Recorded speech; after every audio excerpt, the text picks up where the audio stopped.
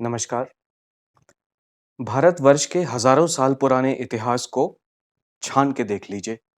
जब कभी भी दो भाइयों के प्रेम की बात आएगी, तो हमेशा राम और लक्ष्मण का नाम साथ में लिया जाएगा। राम अ पोएटिक जर्नी में आज मेरी कविता लक्ष्मण के ऊपर आधारित है। आइए पढ़ते हैं।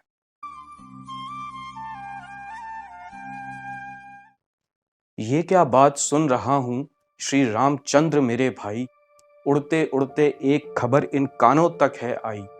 कौन विपत्ति आई जो चल दिए सब त्याग कर, बिन बताए बिन मिले यूं रातों रात भाग कर। लक्ष्मण कहते हैं, कल है राज अभिषेक और आप चल दिए वन को। प्रश्न उठ रहे दिल में मेरे, कैसे शांत करूं मैं मन को। कुछ तो बात है जो आप मुझसे छुपा रहे हैं। ज्येष्ठ हैं पर अपने को भगवान बता रहे हैं। आप नहीं बोलेंगे भैया, पर मुझे बोध है पापी कौन। कैकई ने खेल रचाया और पिताश्री रह गए मौन। राम क्रुद्ध होकर बोले, माता को कैकई कहते हो। यही संस्कार तुम्हारे हैं जो विष अग्नि में बहते हो। अति क्रुद्ध होकर लक्ष्मण बोले, आप बुलाएं उसे माता। कुल कलंकनी है वो स्त्री और नाम बोध नहीं आता। और ये अन्याय भैया तो मैं होने ना दूंगा। जो भी आएगा मग में उसके प्राण मैं लूंगा।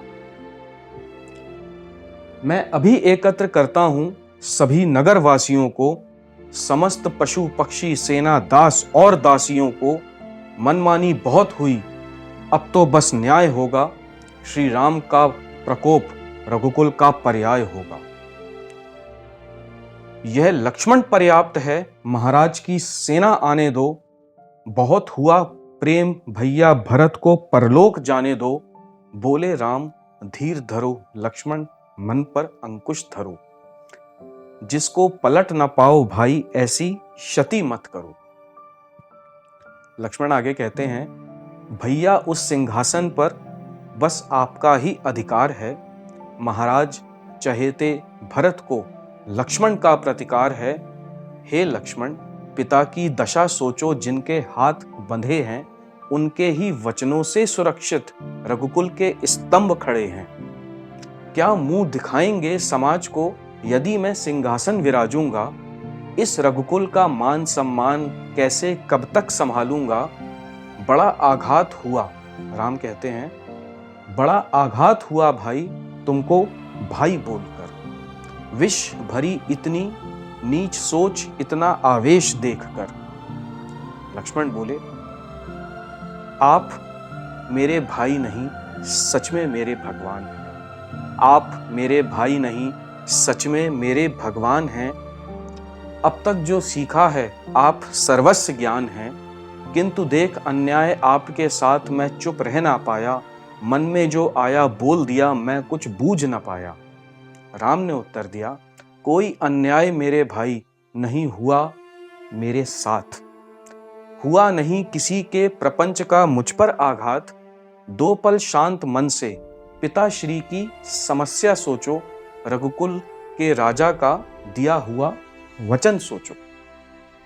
सत्य धर्म और पिता धर्म आज आपस में टकराए हैं। अग्नि परीक्षा के बादल आज रघुकुल पर लहराए हैं। एक पिता की पीड़ा समझो, समझो दायित्व राजा का। आर्यवर्त का भविष्य समझो, समझो भविष्य प्रजा का। आगे कहते हैं राम, एक पुत्र का कर्तव्य ही मैं निभा रहा हूं। जिस सूर्य के प्रताप का ही मैं विभा रहा हूं। जो मानव पिता का आदर सम्मान ना कर पाता है, कोई भगवान उसकी भक्ति ना स्वीकार कर पाता है। मैं कूच करूंगा वन को, तुम रखना मन में धैर्य। सेवा करना भरत की, ना रखना मन में वैर। लक्ष्मण कहते हैं, भैया आप वन जाएंगे तो मैं भी साथ में आऊंगा। बोले लक्ष्मण, बिन भैया एक क्षण ना जी पाऊंगा। राम बोलते हैं, अब ये कैसी नई हठ लेकर लक्ष्मण तुम बैठ गए। कौन विचार वियोग लिए कोमल चित्त में बैठ गए। चंद दिवस की बात नहीं, चंद दिवस की बात नहीं, 14 बरस का वनवास है और नवविवाहित उर्मी को तुमसे बहुत आस है। आपसे भिन्न होकर भला क्या लक्ष्मण का अस्तित्व है? चरणों में रहकर सेवा करना इस भाई का दायित्व है। लक्ष्मण कहते हैं आगे, जहां राम है वहीं लखन है, जहां राम है वहीं लखन है, दोनों के हैं भोग समान, मेरा धर्म कर्म गति मति आपसे ही मेरा ज्ञान।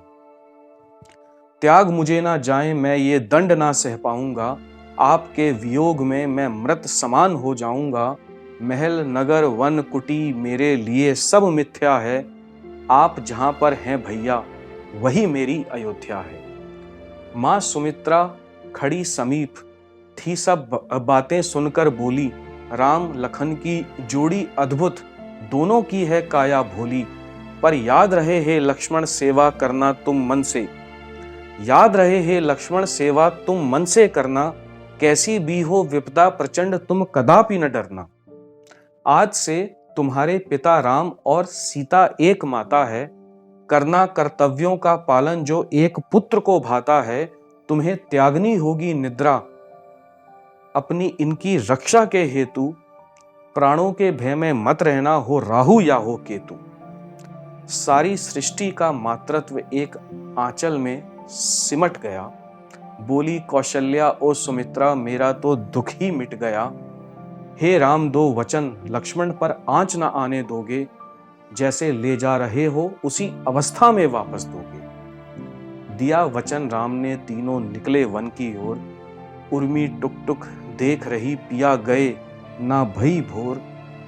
धरी समाधि शयन कक्ष में निद्रा 14 वर्षों की, आने वाली घड़ी थी कड़ी परीक्षा और कष्टों की, आने वाली घड़ी थी कड़ी परीक्षा और कष्टों की।